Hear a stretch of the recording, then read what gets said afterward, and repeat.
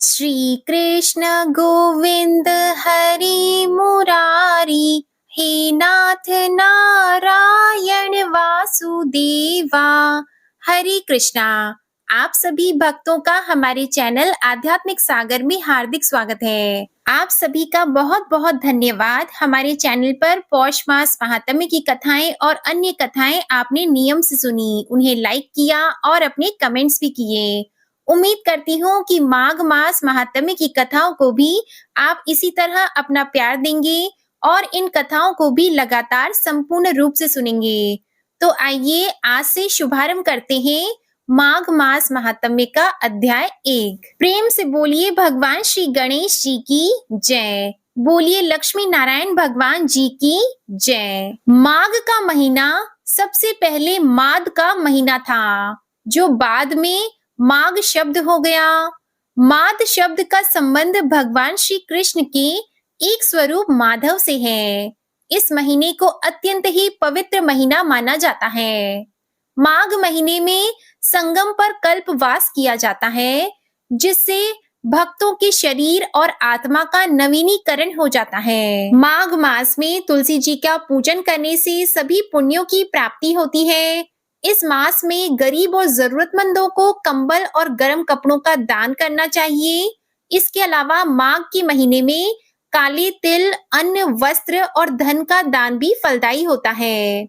माघ महीने में किसी का भी अपमान नहीं करें, न ही किसी को अपशब्द कहें, तामसिक चीजों से दूरी बनाए रखें, मांस मदिरा का भूल कर भी सेवन न करें और इस मास में श्रीमद् भगवत गीता का पाठ, गंगा स्तोत्र और गंगा स्तुति और श्रीमद् भागवत महापुराण की कथाओं को सुनने से अनंत गुना पुण्यों की प्राप्ति होती है। श्री हरि विष्णु जी और भगवान श्री कृष्ण की कृपा प्राप्त करने के लिए और इस जीवन मरण के चक्र से मुक्त होने के लिए माघ स्नान और माघ मास की ये कथाएं बहुत ही पवित्र मानी जाती है। माघ मास में भगवान श्री माधव की पूजा करने से राजसूय यज्ञ का फल भी प्राप्त होता है। जो तपस्वी इस महीने में तिल का दान करता है, वह कभी नरक का दर्शन नहीं करता, उसे स्वर्ग की प्राप्ति हो जाती है। इस महीने में गर्म पानी को धीरे धीरे छोड़कर साधारण पानी से नहाना चाहिए। सूर्योदय से पहले यानी ब्रह्म मुहूर्त में उठकर भगवान श्री हरि के भक्त को स्नान आदि करके माघ मास की इन पवित्र कथाओं को अवश्य ही सुनना चाहिए। श्री कृष्ण की पूजा के समय उन्हें पीले पुष्प अर्पित करें, पंजरी, माखन मिश्री और पंचामृत का उन्हें भोग अर्पित करें और साथ में तुलसी दल भी जरूर मिलाएं। इसके साथ उनके मंत्रों का जाप करें। इस महीने में तिल और गुड़ का प्रयोग विशेष ही लाभकारी होता है। एक समय यदि भोजन किया जाए तो आरोग्य और एकाग्रता की प्राप्ति होती है। तो आइए भगवान श्री लक्ष्मी नारायण जी के चरणों का ध्यान करके माघ मास की इन पवित्र कथाओं का शुभारंभ करते हैं। आज की कथा के साथ ही आप श्रीमद् भागवत महापुराण की बहुत ही पवित्र कथा भी सुनेंगे, क्योंकि इस पाठ को सुनने से मोक्ष की प्राप्ति हो जाती है। एक समय की बात है, श्री सूत जी महाराज ने अपने गुरु श्री व्यास जी से कहा कि गुरुदेव, कृपा करके आप मुझसे माघ मास महात्म्य की कथा कहिए, क्योंकि मैं आपका शिष्य हूँ। तब व्यास जी कहने लगे कि रघुवंश के राजा दिलीप एक समय यज्ञ के स्नान के बाद पैरों में जूते और सुंदर वस्त्र पहनकर, शिकार की सामग्री लेकर, कवच और शोभायमान आभूषण पहने हुए अपने सिपाहियों से घिरे हुए जंगल में शिकार खेलने के लिए अपनी नगरी से बाहर निकले। उनके सिपाही जंगल में शिकार के लिए मृग, व्याघ्र, सिंह आदि जंतुओं की तलाश में इधर उधर फिरने लगे। उस वन में वनस्थली अत्यंत ही शोभा को प्राप्त हो रही थी। वन में कहीं वृक्षों पर मोर नाच रहे थे, कहीं कहीं मृगों के झुंड फिर रहे थे, कहीं गीदड़ अपनी भयंकर शब्द कर रहे थे, कहीं गेंडों का समूह हाथियों के समान फिर रहा था, कहीं वृक्षों में कोटर में बैठे हुए उल्लू अपना भयानक शब्द कर रहे थे, कहीं सिंह के पद चिन्हों के साथ घायल मृगों के रस से भूमि लाल हो रही थी, कहीं दूध से भरी थन वाली सुंदर भैंसें फिर रही थी। कहीं पर गंधित पुष्प, हरी हरी लताएं वन की शोभा को बढ़ा रही थी। कहीं बड़े बड़े पेड़ खड़े थे, तो कहीं उन पेड़ों पर बड़े बड़े अजगर और उनकी केंचुलियां भी पड़ी हुई थी। उसी समय राजा के सिपाहियों के बाजे की आवाज सुनकर एक मृग वन में से निकलकर भागने लगा और बड़ी बड़ी चौकड़ियां भरता हुआ आगे बढ़ा। तो राजा ने उसके पीछे अपना घोड़ा दौड़ाया, परंतु मृग अपनी पूर्ण शक्ति से भागने लगा। मृग कांटेदार वृक्षों के एक जंगल में घुसा और राजा ने भी उसके पीछे वन में प्रवेश किया, परंतु दूर जाकर मृग राजा की दृष्टि से ओझल होकर कहीं निकल गया। राजा निर्जन वन में अपने सैनिकों के साथ प्यास के मारे बहुत ही दुखी हो गया और दोपहर के समय अधिक मार्ग पर चलने से सैनिक थक गए और घोड़े रुक गए। कुछ थोड़ी देर बाद राजा ने एक बड़ा भारी सुंदर सरोवर देखा, जिसके किनारों पर घने वृक्ष थे। इसका जल सज्जनों के हृदय के समान पवित्र था। सरोवर का जल लहरों से बड़ा सुंदर लगता था। जल में अनेकों प्रकार के जल जंतु, मछलियां आदि स्वच्छंदता से इधर उधर फिर रही थी। दुष्टों के समान निर्दयी मन वाले मगरमच्छ भी थे। किसी किसी जगह लोभी के घर के समान सिमाल भी पड़ी हुई थी। जैसे विपत्ति में पड़े हुए लोगों के दुखों को हरने वाले दानी पुरुष के समान यह सरोवर अपने जल से सबको सुखी करता था। जैसे मेघ चालक के दुख को हरता है, इस सरोवर को देखकर राजा की थकावट दूर हो गई। रात्रि को राजा ने वहीं विश्राम किया और सैनिक पहरा देने लगे और चारों तरफ फैल गए। रात के अंतिम समय में शूकरों के एक झुंड ने आकर अंतिम समय में पानी पिया और कमल के झुंड के पास आया। तब शिकारियों ने सावधान होकर शूकरों पर आक्रमण किया और उनको मारकर पृथ्वी पर गिरा दिया। उस समय सब शिकारी कोलाहल करते हुए बड़ी प्रसन्नता के साथ राजा के पास गए और राजा प्रभात हुआ देखकर उनके साथ ही अपनी नगरी की तरफ चल पड़ा। रास्ते में राजा ने एक तपस्वी को देखा, जिसका शरीर तपस्या और नियम के कारण बिल्कुल सूख गया था, जो मृग छाला और वल्कल पहने हुए था।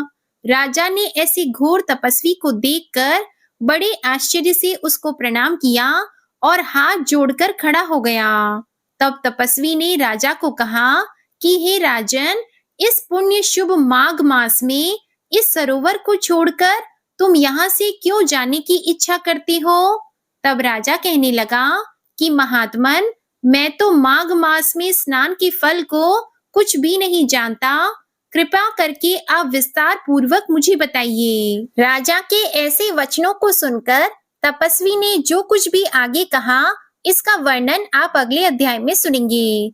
अब आप सुनेंगे श्रीमद् भागवत महापुराण की बड़ी ही पवित्र कथा। भागवत महापुराण की कथा सुनने से पहले आप यह जान लें कि भागवत पुराण को सुनने की परंपरा किस प्रकार प्रारंभ हुई। इसके पीछे एक पौराणिक कथा है। पौराणिक कथा के अनुसार श्रृंगी अपने पिता ऋषि शमीक के आश्रम में अन्य ऋषि कुमारों के साथ रहकर अध्ययन कर रहे थे। एक दिन की बात है कि सब विद्यार्थी जंगल गए हुए थे और आश्रम में शमीक ऋषि समाधि में अकेले बैठे हुए थे। तभी अचानक वहां प्यास से व्याकुल राजा परीक्षित पहुंचे। वो प्यास से बहुत व्याकुल थे और आश्रम में पानी खोजने लगे। जब उन्हें कहीं से पानी नहीं मिला तो उन्होंने समाधि में बैठे शमीक ऋषि को प्रणाम करके विनम्रता से कहा, मुझे प्यास लगी है, कृपया मुझे पानी दीजिए। राजा की 2-3 बार कहने पर भी ऋषि ने उन्हें कोई जवाब नहीं दिया। उन्हें बहुत बुरा लगा और तो और उन्हें लगा कि ऋषि ध्यान का ढोंग कर रहे हैं। क्रोध में आकर राजा परीक्षित ने एक मरा सांप उठाकर ऋषि के गले में डाल दिया और वहां से चले गए। परंतु उन्हें आश्रम से जाते हुए एक ऋषि कुमार ने देख लिया और जाकर श्रृंगी को इस बारे में खबर दी। सभी राजा के स्वागत के लिए आश्रम पहुंचे, परंतु जब तक सब पहुंचे राजा वहां से जा चुके थे और ध्यान में बैठे शमीक ऋषि के गले में मरा सांप पड़ा था ये देखकर ऋषि श्रृंगी को बहुत क्रोध आया और उन्होंने हाथ में पानी लेकर परीक्षित को शाप दे दिया कि मेरे पिता का अपमान करने वाले राजा परीक्षित की मृत्यु आज से 7वें दिन नागराज तक्षक के काटने से होगी। इसके बाद ऋषि कुमारों ने ऋषि शमीक के गले से सांप निकाला, जिस बीच शमीक की समाधि टूट गई। शमीक ऋषि ने पूछा, क्या बात है? तब श्रृंगी ने सारी बात बताई। शमीक बोले, बेटा, राजा परीक्षित के साधारण अपराध के लिए तुमने जो सर्पदंश से मृत्यु का भयंकर शाप दिया है, यह बहुत बुरा है। हमें यह शोभा नहीं देता। इसका मतलब यह है कि अभी तुझे ज्ञान प्राप्त नहीं हुआ। अब तू भगवान की शरण जा और अपने अपराध की क्षमा मांग। राजा परीक्षित को राजभवन पहुंचते पहुंचते अपनी गलती का एहसास हो चुका था। थोड़ी देर के बाद शमीक ऋषि का एक शिष्य राजा परीक्षित के पास पहुंचा और उसने कहा, राजन, ब्रह्म समाधि में लीन शमीक ऋषि की ओर से आपका उचित सत्कार नहीं हो पाया, जिसका उन्हें बहुत दुख है। किंतु आपने बिना सोचे समझे जो मरे सांप को उनके गले में डाल दिया। इस कारण उनके पुत्र श्रृंगी ने आपको आज से 7वें दिन सांप काटने से मृत्यु का शाप दे दिया है, जो असत्य नहीं होगा। इसलिए आप मेरी बात माने तो 7 दिन तक अपना पूरा समय ईश्वर चिंतन में लगाएं, ताकि आपको मोक्ष की प्राप्ति हो सके। यह सुनकर राजा को संतोष हुआ कि मेरे द्वारा हुए अपराध के लिए मुझे उचित दंड मिलेगा। इसके बाद राजा परीक्षित व्यासपुत्र शुकदेव मुनि के पास पहुंचे और उन्हें भागवत कथा सुनाने के लिए कहा। शुकदेव जी ने परीक्षित को 7 दिन भागवत कथा सुनाई। इस प्रकार कहा जाता है कि तभी से श्रीमद् भागवत पुराण सप्ताह सुनने की परंपरा प्रारंभ हुई। तो आइए शुभारंभ करते हैं श्रीमद् भागवत पुराण की कथा के अध्याय 1 का। देवर्षि नारद की भक्ति से भेंट में सच्चिदानंद स्वरूप भगवान श्री कृष्ण को हम नमस्कार करते हैं, जो जगत की उत्पत्ति, स्थिति और विनाश के हेतु तथा आध्यात्मिक, आदि दैविक और आदि भौतिक तीनों प्रकार के तापों का नाश करने वाले हैं। जिस समय श्री शुकदेव जी का यज्ञोपवीत संस्कार भी नहीं हुआ था तथा लौकिक, वैदिक, कर्मक अनुष्ठान का अवसर भी नहीं आया था, तभी उन्हें अकेले ही संन्यास लेने के लिए घर से जाते देखकर उनके पिता व्यास जी विरह से कातर होकर उन्हें पुकारने लगे। बेटा, बेटा, तुम कहाँ जा रहे हो? उस समय वृक्षों ने तन्मय होने के कारण श्री शुकदेव जी की ओर से उत्तर दिया था।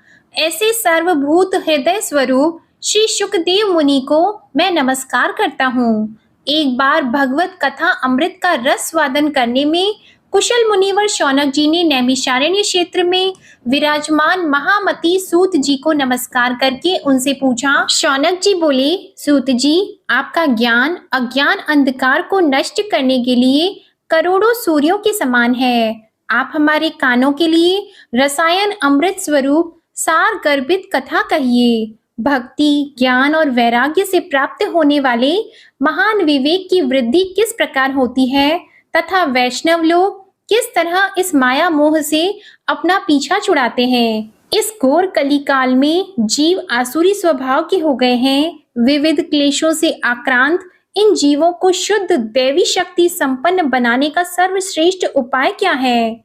सूत जी, आप हमें कोई ऐसा शाश्वत साधन बताइए जो सबसे अधिक कल्याणकारी तथा पवित्र करने वालों में भी पवित्र हो तथा जो भगवान श्री कृष्ण की प्राप्ति करा दे। चिंतामणि केवल लौकिक सुख दे सकती है और कल्प वृक्ष अधिक से अधिक स्वर्गीय संपत्ति दे सकता है, परंतु गुरुदेव प्रसन्न होकर भगवान का योगी दुर्लभ नित्य वैकुंठ धाम दे देते हैं। सूत जी ने कहा, शौनक जी, तुम्हारे हृदय में भगवान का प्रेम है, इसलिए मैं विचार कर तुम्हें संपूर्ण सिद्धांतों का निष्कर्ष सुनाता हूँ, जो जन्म और मृत्यु के भय का नाश कर देता है, जो भक्ति के प्रवाह को बढ़ाता है और भगवान श्री कृष्ण की प्रसन्नता का प्रधान कारण है। मैं तुम्हें वह साधन बताता हूँ, उसे सावधान होकर सुनो।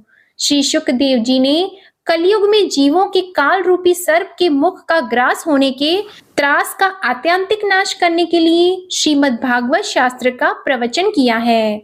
मन की शुद्धि के लिए इससे बढ़कर कोई साधन नहीं है।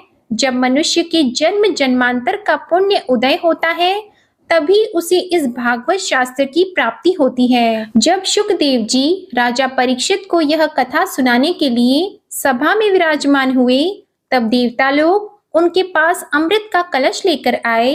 देवता अपना काम बनाने में बड़े कुशल होते हैं, अतः यहाँ भी सबने शुकदेव मुनि को नमस्कार करके कहा, आप यह अमृत लेकर बदले में हमें कथा अमृत का दान दीजिए। इस प्रकार परस्पर विनिमय अदला बदली हो जाने पर राजा परीक्षित अमृत का पान करें और हम सब श्रीमद् भागवत रूप अमृत का पान करेंगे।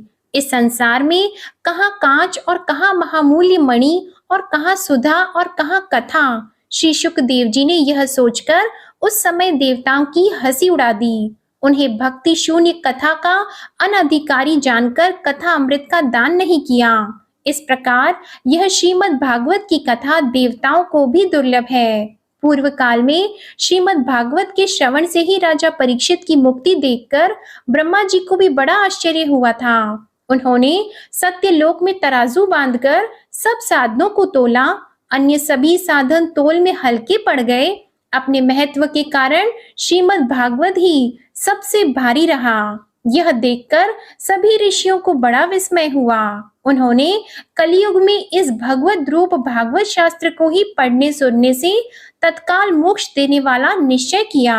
सप्ताह विधि से श्रवण करने पर यह निश्चय भक्ति प्रदान करता है। पूर्व काल में इसे दयापरायण सनकादि ने देवर्षि नारद को सुनाया था। यद्यपि देवर्षि ने पहले ब्रह्मा जी के मुख से इसे श्रवण कर लिया था, तथापि सप्ताह श्रवण की विधि तो उन्हें सनक आदि ने ही बताई थी। शौनक जी ने पूछा, सांसारिक प्रपंच से मुक्त एवं विचरणशील नारद जी का सनकादि के साथ संयोग कहाँ हुआ और विधि विधान के श्रवण में उनकी प्रीति कैसे हुई? सूत जी ने कहा, अब मैं तुम्हें वह भक्तिपूर्ण कथा सुनाता हूँ जो श्री शुकदेव जी ने मुझे अपना अनन्य शिष्य जानकर एकांत में सुनाई थी। एक दिन विशालपुरी के चारों निर्मलय आए। वहां उन्होंने नारद जी को देखा। सनकादि ने पूछा, ब्राह्मण आपका मुख उदास क्यों हो रहा है? आप चिंतातुर कैसे हैं? इतनी जल्दी जल्दी आप कहाँ जा रहे हैं और आपका आगमन कहाँ से हो रहा है? इस समय तो आप उस पुरुष के समान व्याकुल जान पड़ते हैं जिसका सारा धन लुट गया हो।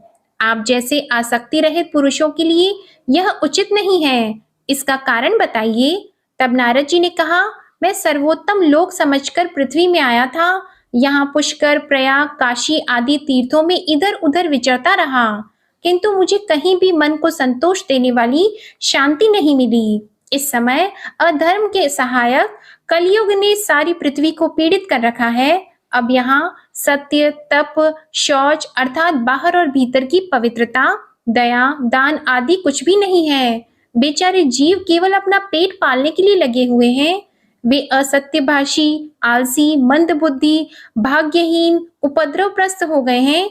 जो साधु संत कहे जाते हैं वे पूरे पाखंडी हो गए हैं। देखने में तो वे विरक्त हैं, किंतु स्त्री धन आदि सभी का परिग्रह करते हैं। घरों में स्त्रियों का राज है। साले सलाहकार बने हुए हैं। लोभ से लोग कन्या विक्रय करते हैं और स्त्री पुरुषों में कलह मचा रहता है। महात्माओं के आश्रम, तीर्थ और नदियों पर विधर्मियों का अधिकार हो गया है।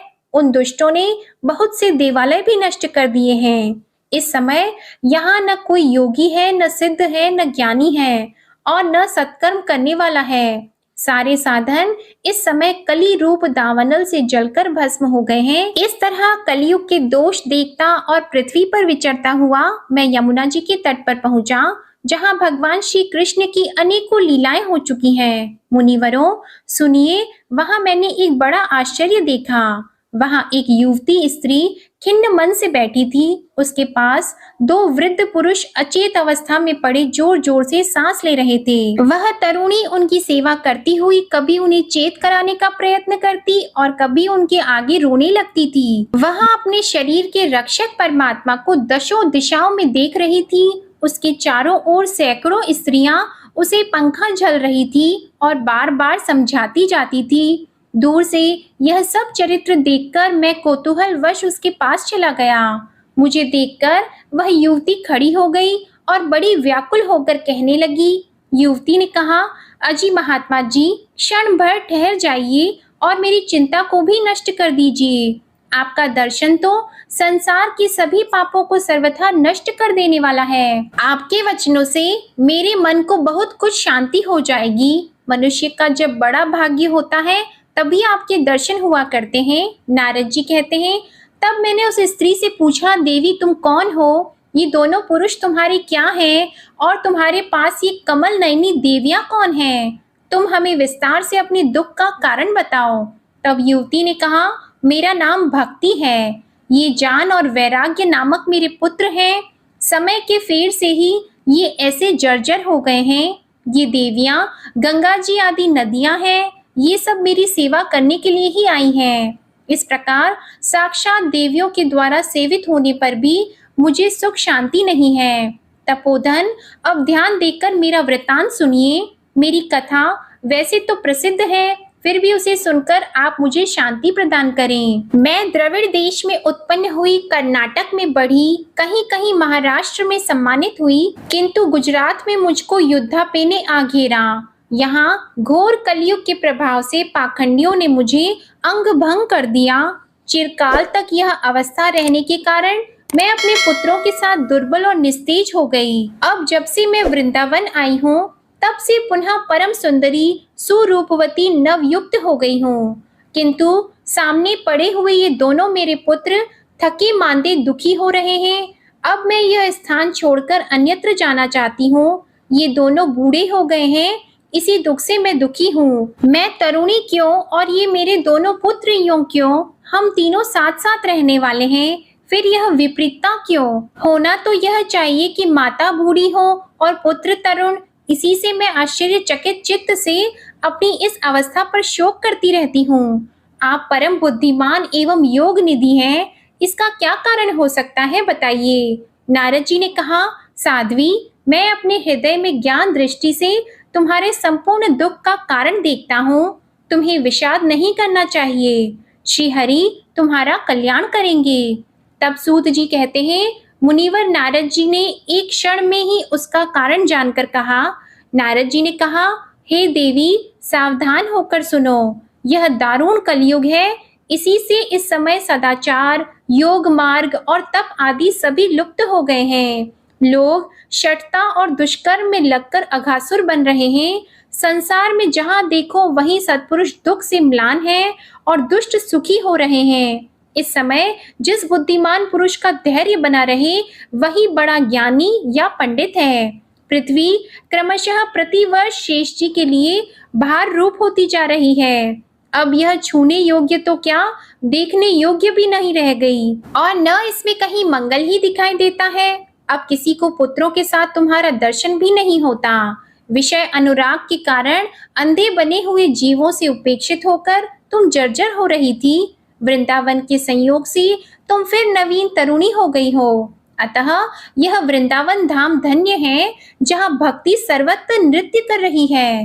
परंतु तुम्हारे इन दोनों पुत्रों का यहाँ कोई ग्राहक नहीं है, इसलिए इनका बुढ़ापन नहीं छूट रहा है। यहाँ इनको कुछ आत्म सुख यानी भगवत स्पर्श जनित आनंद की प्राप्ति होने के कारण ये सोते से जान पड़ते हैं। भक्ति ने कहा, राजा परीक्षित ने इस पापी कलयुग को क्यों रहने दिया? इसके आते ही सब वस्तुओं का सार न जाने कहाँ चला गया। करुणामय श्री हरि से भी यह अधर्म कैसे देखा जाता है? मुने, मेरा यह संदेह दूर कीजिए। आपके वचनों से मुझे बड़ी शांति मिली है। नारद जी ने कहा, बाले, यदि तुमने पूछा है तो प्रेम से सुनो। कल्याणी, मैं तुम्हें सब बताऊंगा और तुम्हारा दुख दूर हो जाएगा। जिस दिन भगवान श्री कृष्ण इस भूलोक को छोड़कर अपने परम धाम को पधारे, उसी दिन से यहाँ संपूर्ण साधनों में बाधा डालने वाला कलयुग आ गया। दिग्विजय के समय राजा परीक्षित की दृष्टि पड़ने पर कलयुग दीन के समान उनकी शरण में आया।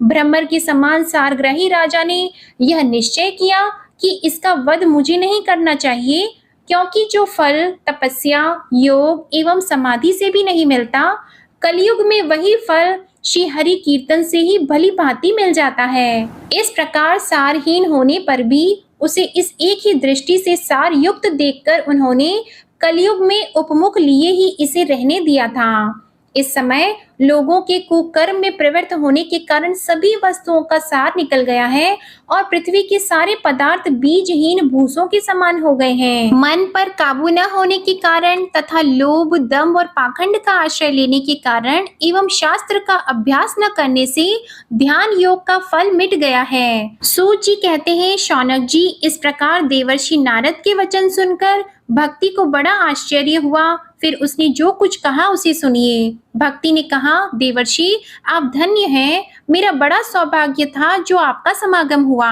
संसार में साधुओं का दर्शन ही समस्त सिद्धियों का परम कारण है। आपका केवल एक बार का उपदेश धारण करके कयाद्रु कुमार प्रहलाद ने माया पर विजय प्राप्त कर ली थी। ध्रुव ने भी आपकी कृपा से ही ध्रुव पद प्राप्त किया था।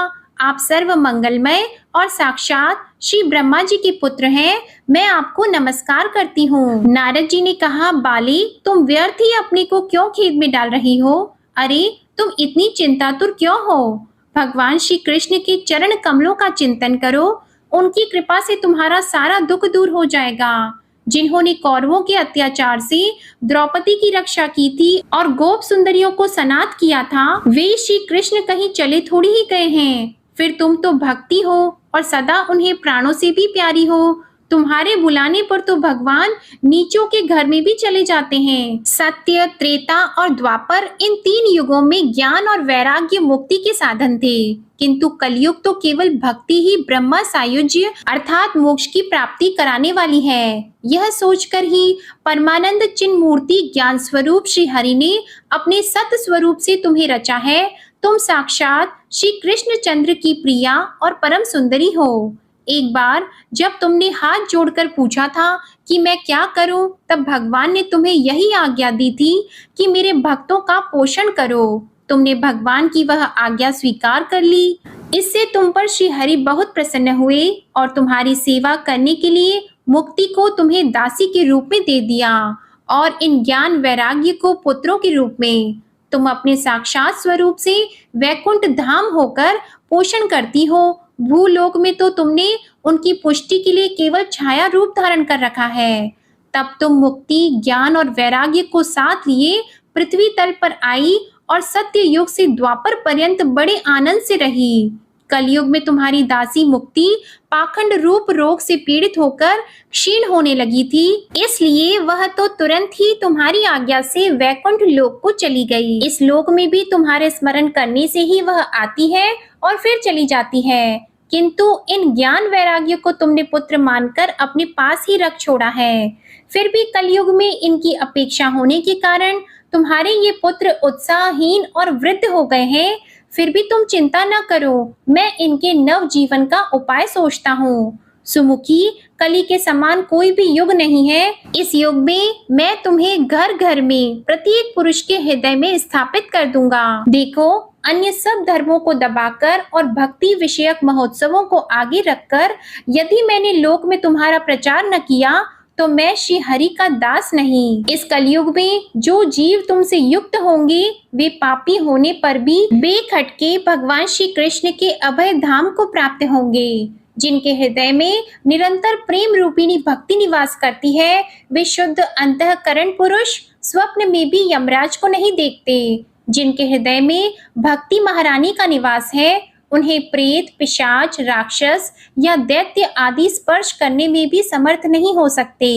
तप, वेद अध्ययन, ज्ञान और कर्म आदि किसी भी साधन से भगवान वश में नहीं किए जा सकते। वे केवल भक्ति से ही वशीभूत होते हैं। इसमें श्री गोपीजन प्रमाण है। मनुष्यों का सहस्त्रों जन्म के पुण्य प्रताप से भक्ति में अनुराग होता है। कलयुग में केवल भक्ति ही सार है। भक्ति से तो साक्षात श्री कृष्ण चंद्र सामने उपस्थित हो जाते हैं। जो लोग भक्ति से द्रोह करते हैं वे तीनों लोकों में दुख ही दुख पाते हैं। पूर्व काल में भक्त का तिरस्कार करने वाले दुर्वासा ऋषि को बड़ा कष्ट उठाना पड़ा था। बस व्रत, तीर्थ, योग, यज्ञ और ज्ञान चर्चा आदि बहुत से साधनों की कोई आवश्यकता नहीं है। एकमात्र भक्ति ही मुक्ति देने वाली है। सूत जी कहते हैं, इस प्रकार नारद जी के निर्णय किए हुए अपने महात्म्य को सुनकर भक्ति के सारे अंग पुष्ट हो गए और वे उनसे कहने लगी। भक्ति ने कहा, हे नारद जी, आप धन्य हैं। आपकी मुझ में निश्चल प्रीति है। मैं सदा आपके हृदय में रहूंगी, कभी आपको छोड़कर नहीं जाऊंगी। साधो, आप बड़े कृपालु हैं। आपने क्षण भर में ही मेरा सारा दुख दूर कर दिया, किंतु अभी मेरे पुत्रों में चेतना नहीं आई है। आप इन्हें शीघ्र ही सचेत कर दीजिए, जगा दीजिए। सूत जी कहते हैं, भक्ति के ये वचन सुनकर नारद जी को बड़ी करुणा आई और वे उन्हें हाथ से हिला डुलाकर जगाने लगे। फिर उनके कान के पास मुंह लगाकर जोर से कहा, ओ ज्ञान, जल्दी जग पड़ो। ओ वैराग्य, जल्दी जग पड़ो। फिर उन्होंने वेद ध्वनि, वेदांत घोष और बार बार गीता पाठ करके उन्हें जगाया। इससे वे जैसे तैसे बहुत जोर लगाकर उठे, किंतु आलस्य के कारण वे दोनों जम्भाई लेते रहे, नेत्र उघाड़कर देख भी नहीं सके। उनके बाल बगुलों की तरह सफेद हो गए थे। उनके अंग प्राय सूखे काठ के समान निस्तेज और कठोर हो गए थे। इस प्रकार भूख प्यास के मारे अत्यंत दुर्बल होने के कारण उन्हें फिर सोते देखकर नारद जी को बड़ी चिंता हुई और वे सोचने लगे, अब मुझे क्या करना चाहिए? इनकी यह नींद और इससे भी बढ़कर इनकी वृद्धावस्था कैसे दूर करूं? शौनक जी इस प्रकार चिंता करते करते वे भगवान का स्मरण करने लगे। उसी समय यह आकाशवाणी हुई कि मुने, खेद मत करो, तुम्हारा यह उद्योग निसंदेह सफल होगा। देवर्षि, इसके लिए तुम एक सत्कर्म करो। वह कर्म तुम्हें संत शिरोमणि महानुभाव बताएंगे। उस सत्कर्म का अनुष्ठान करते ही क्षण भर में इनकी नींद और वृद्धावस्था चली जाएंगी और सर्वत्र भक्ति का प्रसार होगा। यह आकाशवाणी वहां सभी को साफ साफ सुनाई दी। इससे नारद जी को बड़ा विस्मय हुआ और वे कहने लगे, मुझे तो इसका कुछ आशय समझ में नहीं आया। नारद जी बोले, इस आकाशवाणी ने भी गुप्त रूप में ही बात कही है। यह नहीं बताया कि वह कौन सा साधन किया जाए जिससे इनका कार्य सिद्ध हो। वे संत न जाने कहाँ मिलेंगे और किस प्रकार उस साधन को बताएंगे। अब आकाशवाणी ने जो कुछ कहा है उसके अनुसार मुझे क्या करना चाहिए? सूत जी कहते हैं, शौनक जी, तब ज्ञान वैराग्य दोनों को वहीं छोड़कर नारद मुनि वहां से चल पड़े और प्रत्येक तीर्थ में जा जाकर मार्ग में मिलने वाले मुनीश्वरों से वह साधन पूछने लगे। उनकी उस बात को सुनते तो सब थे, किंतु उसके विषय में कोई कुछ भी निश्चित उत्तर न देता। किन्हीं ने उसे असाध्य बताया, कोई बोले इसका ठीक ठीक पता लगना ही कठिन है, कोई सुनकर चुप रह गए और कोई तो अपनी अवज्ञा होने के भय से बात को टाल टूल कर खिसक गए। त्रिलोकी में महान आश्चर्यजनक हाहाकार मच गया।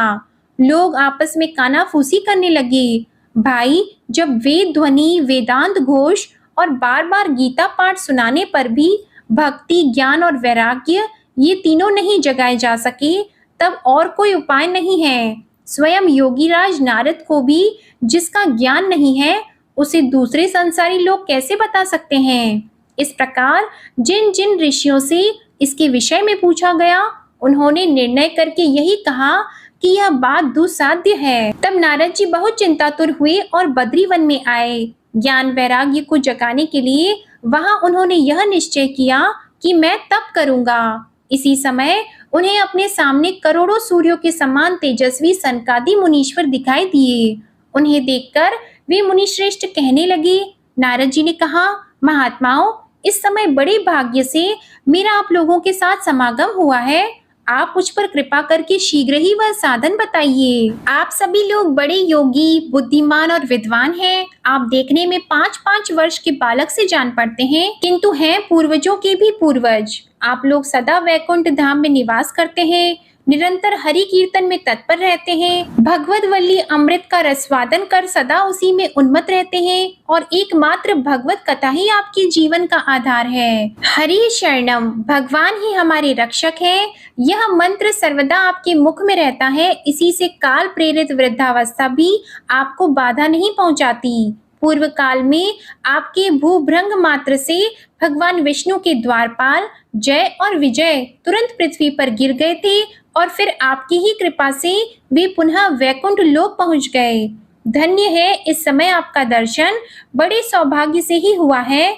मैं बहुत दीन हूँ और आप लोग स्वभाव से ही दयालु हैं, इसलिए आपको मुझ पर अवश्य कृपा करनी चाहिए। बताइए, आकाशवाणी ने जिसके विषय में कहा है वह कौन सा साधन है और मुझे किस प्रकार उसका अनुष्ठान करना चाहिए? आप इसका विस्तार से वर्णन कीजिए।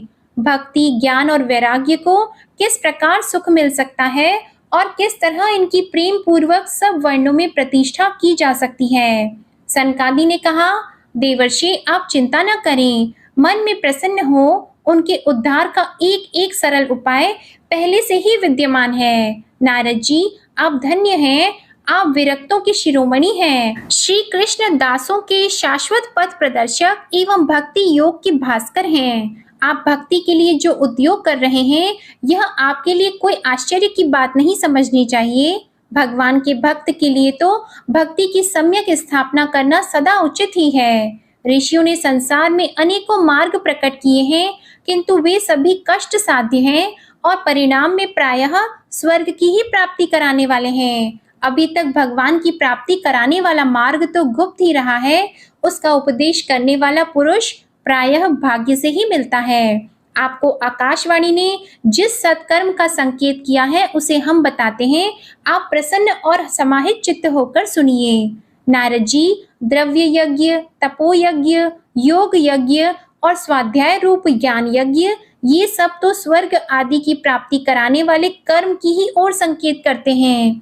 पंडितों ने ज्ञान यज्ञ को ही सत्कर्म यानी मुक्तिदायक कर्म का सूचक माना है। वह श्रीमद् भागवत का पारायण है, जिसका गान शुकादि महानुभावों ने किया है। उसके शब्द सुनने से ही भक्ति, ज्ञान और वैराग्य को बड़ा बल मिलेगा। इससे ज्ञान वैराग्य का कष्ट मिट जाएगा और भक्ति को आनंद मिलेगा। सिंह की गर्जना सुनकर जैसे भेड़िए भाग जाते हैं, उसी प्रकार श्रीमद् भागवत की ध्वनि से कलयुग के सारे दोष नष्ट हो जाएंगे। तब प्रेम से प्रवाहित करने वाली भक्ति, ज्ञान और वैराग्य को साथ लेकर प्रत्येक घर और व्यक्ति के हृदय में क्रीड़ा करेगी। नारद जी ने कहा, मैंने वेद वेदांत की ध्वनि और गीता पाठ करके उन्हें बहुत जगाया, किंतु फिर भी भक्ति, ज्ञान और वैराग्य ये तीनों नहीं जागे। ऐसी स्थिति में श्रीमद् भागवत सुनाने से वे कैसे जागेंगे? क्योंकि उस कथा की प्रत्येक श्लोक और प्रत्येक पद में भी वेदों का ही तो सारांश है। आप लोग शरणागत वत्सल हैं तथा आपका दर्शन कभी व्यर्थ नहीं होता। इसलिए मेरा यह संदेह दूर कीजिए, इस कार्य में विलंब न कीजिए। सनकादि ने कहा, श्रीमद् भागवत की कथा वेद और उपनिषदों के सार से बनी है, इसलिए उनसे अलग उनकी फल रूपा होने के कारण वह बड़ी उत्तम जान पड़ती है। जिस प्रकार रस वृक्ष की जड़ से लेकर शाखा पर्यंत रहता है, किंतु इस स्थिति में उसका आस्वादन नहीं किया जा सकता, वही जब अलग होकर फल के रूप में आ जाता है, तब संसार में सभी को प्रिय लगने लगता है। दूध में घी रहता ही है, किंतु उस समय उसका अलग स्वाद नहीं मिलता। वही जब उससे अलग हो जाता है, तब देवताओं के लिए भी स्वाद वर्धक हो जाता है। ऐसी ही यह भागवत की कथा है। यह भागवत पुराण वेदों के समान है। श्री व्यास देव ने इसे भक्ति, ज्ञान और वैराग्य की स्थापना के लिए प्रकाशित किया है। पूर्व काल में जिस समय वेद वेदांत के पारगामी और गीता की भी रचना करने वाले भगवान व्यास देव खिन्न होकर अज्ञान समुद्र में गोते खा रहे थे, उस समय आपने ही उन्हें 4 श्लोकों में इसका उपदेश किया था। उसे सुनते ही उनकी सारी चिंता दूर हो गई थी। फिर इसमें आपको आश्चर्य क्यों हो रहा है? जो आप हमसे प्रश्न कर रहे हैं, आपको उन्हें शोक और दुख का विनाश करने वाला श्रीमद् भागवत पुराण ही सुनाना चाहिए। नारद जी ने कहा, महानुभावों, आपका दर्शन जीव के संपूर्ण पापों को तत्काल नष्ट कर देता है और जो संसार दुख रूप दावानल से तपे हुए हैं, उन पर शीघ्र ही शांति की वर्षा करता है। आप निरंतर शेष जी के सहस्त्र मुखों से गाए हुए भगवत कथा अमृत का ही पान करते रहते हैं। मैं प्रेम लक्षणा भक्ति का प्रकाश करने के उद्देश्य से आपकी शरण लेता हूँ। जब अनेकों जन्मों के संचित पुण्य पुंज का उदय होने से मनुष्य को सत्संग मिलता है, तब वह उसके अज्ञान जनित मोह और मद रूप अंधकार का नाश करके विवेक उदय होता है। जय श्री कृष्णा। श्रीमद् भागवत महापुराण का अध्याय 1 संपूर्ण हुआ। अब आप सुनिए विष्णु चालीसा का पाठ। विष्णु सुनिए विनय सेवक की चित लाए, कीरत कुछ वर्णन करो दीजिए ज्ञान बताए। नमो विष्णु भगवान खरारी, कष्ट नशावन अखिल बिहारी। प्रबल जगत में शक्ति तुम्हारी, त्रिभुवन फैल रही उजियारी। सुंदर रूप मनोहर सूरत, सरल स्वभाव मोहनी मूरत। तन पर पीतांबर अति सोहत, बैजंती माला मन मोहत। शंख चक्र कर गदा विराजे, देखत दैत्य असुर दल भाजे। सत्य धर्म मद लोभन गाजे, काम क्रोध मद लोभन छाजे। संत भक्त सज्जन मन रंजन, दनुज असुर दुष्टन दल गंजन। सुख उपजाए कष्ट सब भंजन, दोष मिटाय करत जन सज्जन। पाप काट भव सिंधु उतारण, कष्ट नाश कर भक्त उबारण। करत अनेक रूप प्रभु धारण, केवल आप भक्ति के कारण। धरणी धेनु बन तुम ही पुकारा, तब तुम रूप राम का धारा। भार उतार असुर दल मारा, रावण आदिक को संहारा। आप वराह रूप बनाया, हिरण्याक्ष को मार गिराया। धर्मस्य तन सिंधु बनाया, 14 रत्नन को निकलाया। अमिलख असुरन द्वंद मचाया, रूप मोहिनी आप दिखाया। देवों को अमृत पान कराया, असुरन को छवि से बहलाया। कूर्म रूप धर सिंधु मझाया, मंदराचल गिरि तुरत उठाया। शंकर का तुम फंद छुड़ाया, भस्मासुर को रूप दिखाया। वेदन को जब असुर डुबाया, कर प्रबंध उन्हें ढूंढवाया।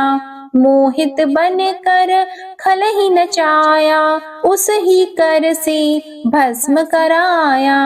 असुर जलंधर अति बलदाई, शंकर से उनकी न लड़ाई। हार पार शिव सकल बनाई, कीन सती से छल खल जाई। सुमिरन कीन तुम्हें शिव रानी, बतलाई सब विपत कहानी। तब तुम बने मुनीश्वर ज्ञानी, वृंदा की सब सुरति भुलानी। देख 3 धनुज शैतानी, वृंदा आए तुम्हें लपटानी। हो स्पर्श धर्म क्षति मानी, हना असुर उर शिव शैतानी। तुमने ध्रुव प्रहलाद उबारे, हिरणाकुश आदिक खल मारे। गणिका और अजामिल तारे, बहुत भक्त भव सिंधु उतारे। हरहु सकल संताप हमारे, कृपा करहु हरि सिरजनहारे। देखहु मैं निज दर्श तुम्हारे, दीप बंधु भक्तन हितकारे। चाहता आपका सेवक दर्शन, करहु दया अपनी मधुसूदन। जानो नहीं योग्य जब पूजन, होय यज्ञ स्तुति अनुमोदन। शील दया संतोष सुलक्षण, विदित नहीं व्रत बोध विलक्षण। करहूँ आपका किस विधि पूजन, कुमति विलोक होत दुख भीषण।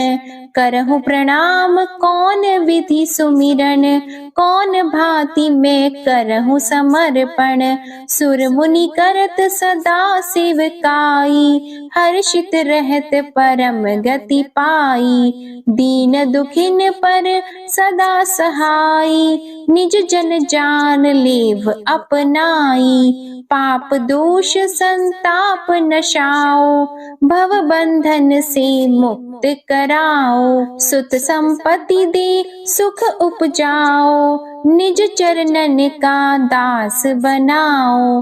निगम सदा ये विनय सुनावे, पढ़े सुने सो जन सुख पावे। श्री विष्णु चालीसा समाप्त होती है। प्रेम से बोलिए भगवान विष्णु और माता लक्ष्मी की जय। प्रिय भक्तजनों, माघ मास महात्म्य का अध्याय 1 समाप्त हुआ। आपको आज की कथा पसंद आई हो तो इस वीडियो को लाइक कीजिएगा, शेयर कीजिएगा। आने वाले माघ मास महात्म्य अध्याय 2 को भी सुनिएगा और चैनल जरूर सब्सक्राइब कीजिएगा। इसी के साथ आज आप हमारे चैनल पर रविवार की व्रत कथा भी जरूर सुनिएगा। प्रेम से बोलिए श्री लक्ष्मी नारायण भगवान की जय।